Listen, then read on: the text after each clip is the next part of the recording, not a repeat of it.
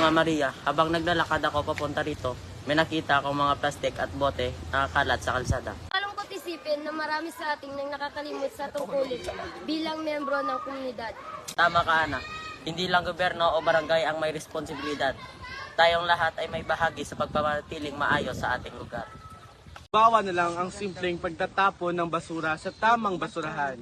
Napakadali gawin pero hindi pa rin sinusunod ng mga tao. Hindi lang iyon, dapat din tayong tumulong sa mga programa ng barangay tulad ng cleanup drive at tree planting. Kung tutuusin, kapag nagtutulungan ang mga tao, mas nagiging maganda at maayos sa komunidad. Naalala ko noong nakaraang buwan, nagkaroon ng paglilinis sa buong barangay, pero kaunti lang ang sumali. Oo, Mark. Kung mas marami lang ang tumutulong noon, sigurado mas malinis na sana ang ating kapaligiran ngayon. Kaya pala kailangan nating sabihin at ipaalala sa bawat isa ang kanilang responsibilidad para sa ating komunidad.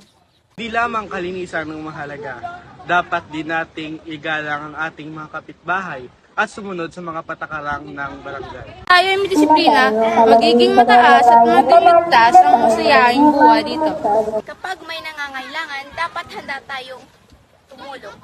Iyon ang magandang halimbawa ng pagkakaisa sa komunidad. Magandang araw sa inyong lahat. Narinig ko ang inyong usapan at natutuwa kasi inisip nyo na kakahanan ng ating barangay. Magandang umaga po, Kapitan. Pinag-uusapan po namin kung paano namin maipatutupad ang aming mga tungkulin para sa komunidad.